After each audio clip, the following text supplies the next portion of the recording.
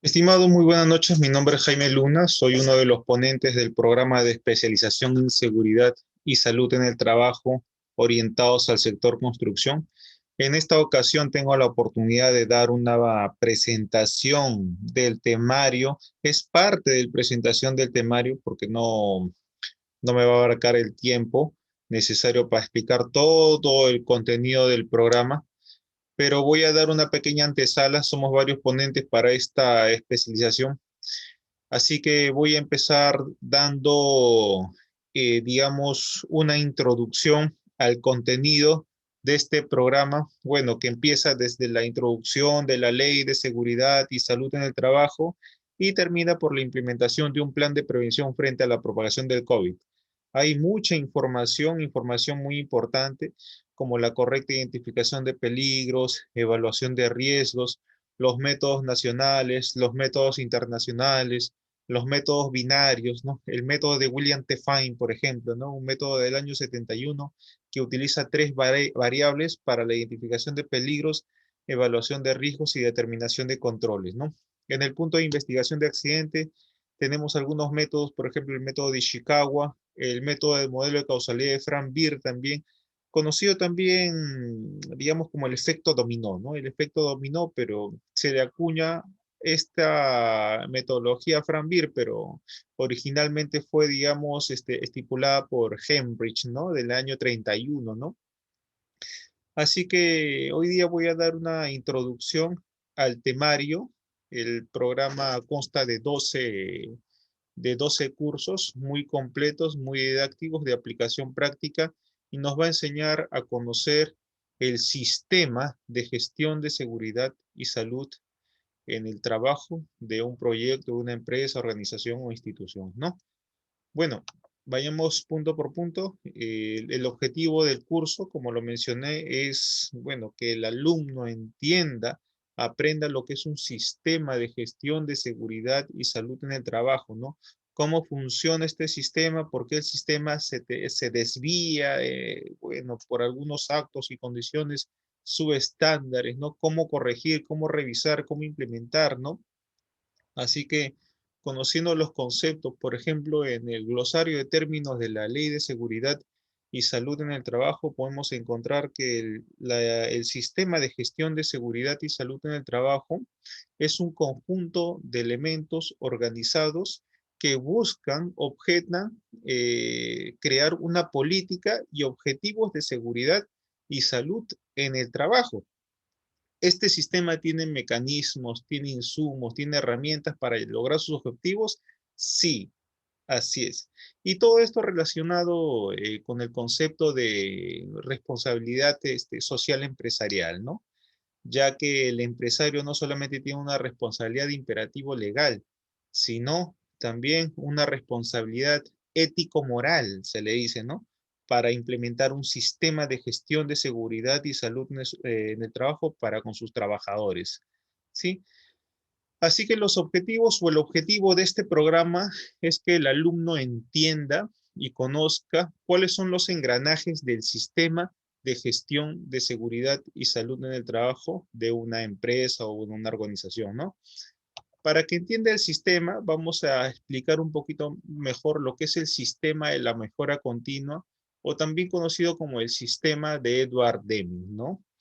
Este sistema se basa en cuatro cuadrantes: en la planificación, en la implementación, en la verificación y en la revisión por la dirección, y es un sistema de mejora continua. Se creó este sistema orientado inicialmente hacia la calidad, ¿no? Hacia la calidad por Edward Deming, ¿no?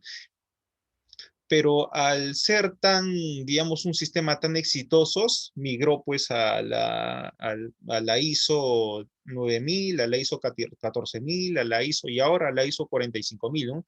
Que operan bajo esta estructura del planear, hacer, verificar y actuar, y el sistema de la mejora continua, ¿no?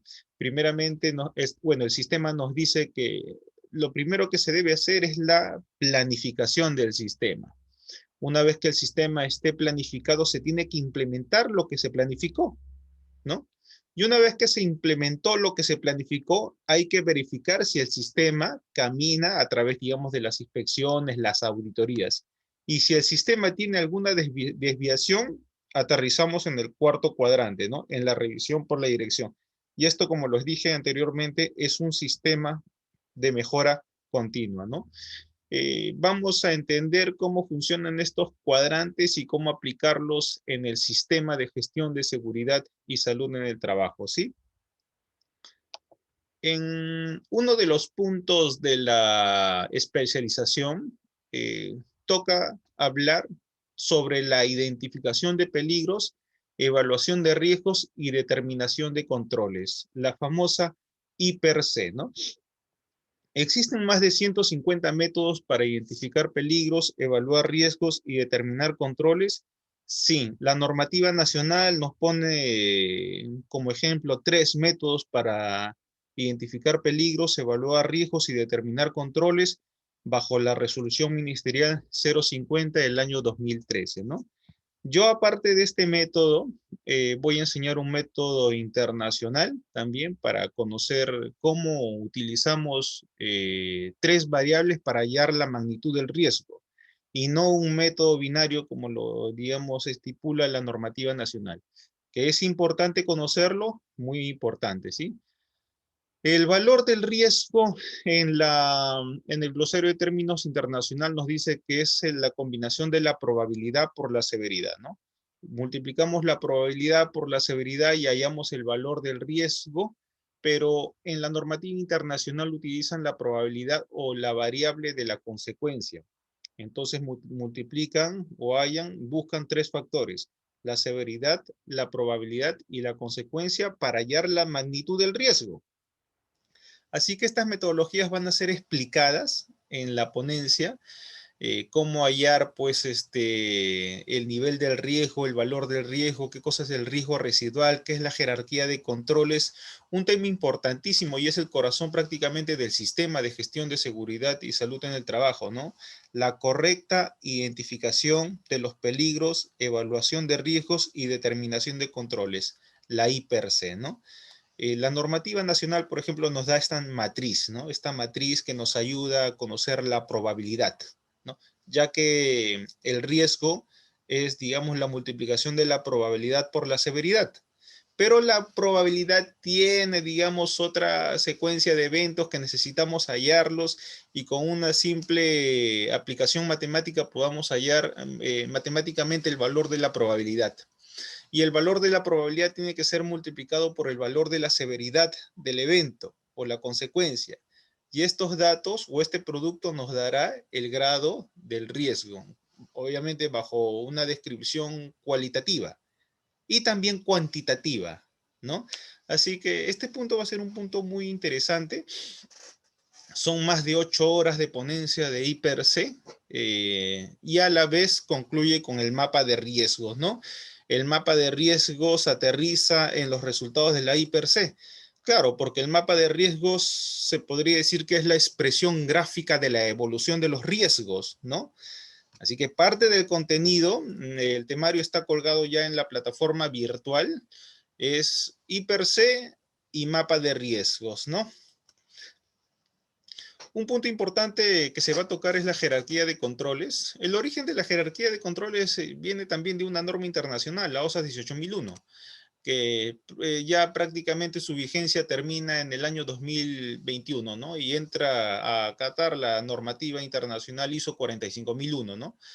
La jerarquía de control es una jerarquía muy importante que se aplica en los controles. ¿Por qué? Porque cuando ustedes identifican peligros, evalúan riesgos, proponen controles, pero esos controles tienen que ser o tener una jerarquía, aplicando la famosa jerarquía de controles. Los controles más efectivos, por ejemplo, son la eliminación, la sustitución, el control de ingeniería. Y los controles menos efectivos son los controles administrativos, por ejemplo, el ATS, los procedimientos, las charlas, la señalización. Estos controles son mucho menos efectivos que la eliminación, sustitución, control de ingeniería. Y el último control es el equipo de protección personal, ¿no? Curiosamente, bueno, mientras las empresas tengan más implementos de seguridad, no significa que están utilizando la jerarquía de controles. significa que están utilizando su último recurso para minimizar o para, digamos, minimizar las posibilidades del accidente, ¿no? Mitigar los riesgos, los peligros, ¿no? Así que esta jerarquía de controles va a ser explicada en la clase de la IPRC para nosotros hallar los controles necesarios a la hora de sacar el valor del riesgo de cada peligro. ¿Sí? En la plataforma virtual tenemos una IPRC automatizada, un formato de IPRC automatizada, en donde ustedes pueden descargarlo y hacer los talleres con el ponente, con el docente a cargo, ¿no? Hay un punto de investigación de accidentes, también un punto muy importante, ya que el sistema, la ley, la normativa, exige a las empresas realizar la investigación de los accidentes. Es más, tenemos que reportar los accidentes fatales y los incidentes peligrosos al Ministerio, al MINTRA, a través de la plataforma virtual. Así que en este punto vamos a enseñarles cómo hacer la investigación de un accidente, utilizando métodos, por ejemplo, el método de Ishikawa, el método de Frank Beer, ¿no? Nombres que se van a, digamos, van a resaltar en la ponencia son los siguientes. Ishikawa, de Kuru Ishikawa, nos viene a la mente el señor, digamos, el gurú de la calidad, ¿no? Frank Beard, también está Edward Deming, de igual manera, ¿no? William Define, también digamos, identificación, para hallar la matriz de identificar peligros, evaluar riesgos y determinar controles, ¿no? Los métodos para hallar el valor del riesgo, ¿no? Así que son nombres que van a resaltar bastante en la ponencia que se va a dar de esta especialización, ¿no? El efecto dominó, también se le conoce como el efecto dominó a este mecanismo para hallar la causa raíz del accidente. Es una secuencia de eventos que provoca la pérdida, ¿no? La pérdida conocido, digamos, podría estar relacionado a daños a la salud, daños a la propiedad, etcétera, ¿no? Y se le conoce también como efecto dominó. ¿Por qué? Porque nos dice que si en la organización no hay o existe una falta de control, esta falta de control van a ocasionar causas básicas. Y esta fichita, la ficha número 1, va a empujar a la fichita número 2. Entonces, si hay causas básicas en el proyecto, van a haber causas inmediatas. Y esta fichita 2 va a empujar a la ficha 3 y van a provocar causas inmediatas. Las causas inmediatas van a provocar los accidentes y los incidentes. Y los accidentes e incidentes van a provocar la famosa pérdida, ¿no? O la lesión.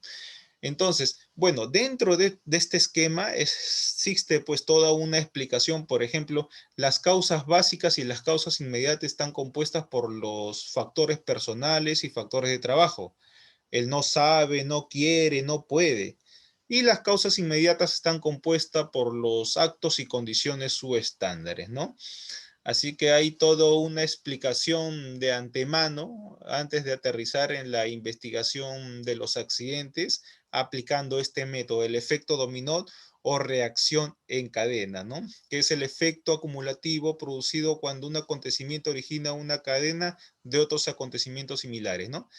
Así que este es un método muy sencillo que se aplica y en el ministerio, digamos, cuando ustedes descargan los formatos para la investigación de los accidentes, debemos conocer pues los conceptos, qué cosas son las causas básicas, las causas inmediatas, los factores personales, los factores de trabajo, los actos y condiciones subestándar, ¿no? Esto ya lo vamos a tocar, digamos, a la hora de entrar a la investigación de los accidentes, ¿no? Otro mecanismo también para la investigación de los accidentes es la técnica de la espina de pescado, ¿no? El diagrama de Ishikawa, también conocido como el diagrama de causa y efecto, ¿no? O también el diagrama espina de pescado o el diagrama de la 6M, ¿no? Es una representación gráfica de todas las posibilidades o las posibles causas que pueden generar un problema y provocar un efecto. Se va a explicar en la ponencia, sí. Esta metodología está orientada más hacia la calidad y no a la seguridad. Pero se aplica, se utiliza, se puede, digamos, utilizar estas herramientas para hallar la causa raíz del accidente. Claro que sí, y en la ponencia lo vamos a explicar. En el tema de indicadores de seguridad y salud en el trabajo, se van a hablar de los famosos indicadores que exige la norma, ¿no? La pregunta nace con el mismo tema, ¿no? ¿Por qué medir el sistema, ¿no? ¿Por qué tenemos que medir numéricamente el sistema de gestión de seguridad y salud en el trabajo, ¿no? Porque, bueno, la respuesta es la siguiente. Porque lo que no se mide no se puede controlar. Tenemos que medir el sistema cualitativa, cuantitativamente para tomarnos los controles. El sistema, como lo dije en el inicio, puede desviarse, ¿no? Tenemos que medir, y en en el tercer cuadrante del ciclo de Edward Deming, en el planear, hacer, verificar, actuar, nosotros tenemos que tener herramientas de medición para saber cómo está el sistema. Así que vamos a hablar, por ejemplo, del índice de frecuencia, el índice de accidentabilidad, el índice de gravedad. ¿Qué nos dice la normativa y cómo hallar estos famosos indicadores, ¿no? Por ejemplo, la norma OSHA, porque estos factores para sacar los índices de frecuencia, gravedad y accidentabilidad son, digamos, toman de referencia a normas internacionales. Por ejemplo, la norma OSHA y la norma ANSI, ¿no? El factor de 200.000, por ejemplo. ¿Cómo sacar el índice de frecuencia? En el sector construcción, en el sector minero, en el sector hidrocarburos, etcétera. El índice de frecuencia va a ser igual al número de accidentes por 1.000.000 sobre las horas hombre trabajadas. Es lo que nos dice la norma ANSI, ¿no? Y vamos a hallar un número, un resultado para medir la cantidad de accidentes por cierta cantidad de horas hombre trabajadas. Igual el índice de gravedad. El índice de gravedad es igual al número de días perdidos por 1.000.000 sobre las horas hombre trabajadas. Y el índice de accidentabilidad será igual pues al índice de frecuencia por el índice de gravedad entre 1.000. Vamos a un poquito analizar estos números, cómo hallar, por ejemplo, las horas hombre trabajadas, algunos puntos, algunos tics, algunas experiencias que nos han pasado, etcétera. Y un tema muy importante en el temario, en la ponencia, los indicadores de gestión de seguridad y salud en el trabajo, que va acompañado del curso de investigación de los accidentes. Claro, porque cuando pasa un accidente, el indicador inmediatamente se dispara. ¿Cuántos accidentes hemos tenido en el mes de enero? 5 accidentes. ¿Cuántos días perdidos? 25 días perdidos. ¿Cómo van los indicadores? A muchos prevencionistas u hombres de seguridad se les pregunta, ¿no? Bueno, ingeniero, ¿cuál es el índice de frecuencia para el mes de enero? Nuestro índice de frecuencia fue de 17.5. ¿Y qué significa ese 17.5? Le pregunta el residente, por ejemplo, su jefe inmediato. Y a veces no tenemos esa capacidad de respuesta, ¿no? ¿Qué significa o cómo leer los indicadores de seguridad y salud en el trabajo, ¿no? Punto importantísimo que es parte, digamos, de la ponencia de este programa de especialización, indicadores de seguridad y salud en el trabajo, ¿sí? Los costos de los accidentes, también vamos a hablar un poquito de los costos de los accidentes, qué cosas son costos directos, costos indirectos, porque cuando una persona se accidenta, inmediatamente pues al hombre se le relaciona como un medio de producción. Deja de producir inmediatamente, ¿no? ¿Cuántos días de descanso? 15 días de descanso. Indemnización, paralización. Para la producción tenemos que volver a capacitar al trabajador, tenemos que reemplazar al trabajador. ¿Cuáles son los costos directos y los costos indirectos a consecuencia de los accidentes de trabajo, ¿no? Es parte, digamos, de la investigación de los accidentes y parte, digamos, de un estudio. Ustedes eh, pueden ver que en el reglamento de metrados, en la partida OE 1.2, está implementación de un sistema de gestión de seguridad y salud en el trabajo. ¿Qué cosa significa esto? Que el sistema ya es parte de los costos directos de cualquier presupuesto, ¿no? De cualquier presupuesto. Así que no solamente al implementar un sistema de gestión, el empleador va a tener que invertir una cierta cantidad de dinero, sino cuando pasen los accidentes, de igual manera, ¿cuánto vamos o va a repercutir en costos cada accidente de trabajo? Por ejemplo, la empresa, uno, yo he colocado acá el principio de responsabilidad. En la ley de seguridad y salud en el trabajo tiene 9 principios. Hay un principio que es el principio de la responsabilidad. ¿Qué quiere decir esto? Que el empleador asume la responsabilidad económica, penal o de cualquier otra índole a consecuencia de un accidente de trabajo, ¿sí? Y vean, ¿ah? El empleador asume la responsabilidad económica, penal o de cualquier otra índole a consecuencia de un accidente de trabajo. Vamos a saber, pues, cuál es el concepto de responsabilidad extracontractual, responsabilidad penal, responsabilidad solidaria, responsabilidad civil, responsabilidad administrativa, ¿no? Acerca de un accidente de trabajo. ¿Qué nos dice el Código Penal, por ejemplo, en el artículo 168A? ¿No? Aquel que infringiendo las normas de seguridad y estando legalmente obligado no adopte las medidas necesarias para salvaguardar la vida del trabajador, será reprimido con pena privativa de la libertad de 1 o 4 años de cárcel efectiva, ¿no? Más adelante dice, si como consecuencia de la inobservancia, dice, ¿no? Ocurre un accidente con consecuencia fatal, la pena privativa de la libertad será de 4 a 8 años de cárcel efectiva para el responsable legal. Esta norma ha sido modificada con la muerte de dos personas que se desempeñaban en una empresa de comida rápida, dos jovencitos, perdieron la vida y a consecuencia de esta tragedia ese código fue modificado, ¿no? Vamos a hablar también un poquito de normativa legal acerca, digamos, de la responsabilidad penal que tiene el empleador hacia o en consecuencia de los accidentes, ¿no? De los accidentes y los accidentes fatales, en este caso, ¿no? La pirámide de Birt, muy conocido, muy hablado en los Kaizen, en las reuniones, ¿no?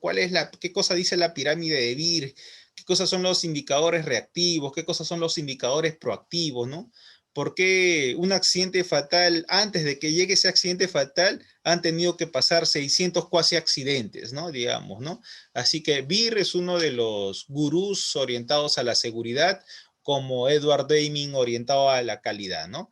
Así que bueno, esta es una pequeña presentación sobre el temario de los 14, de los 12 cursos que se va a dictar.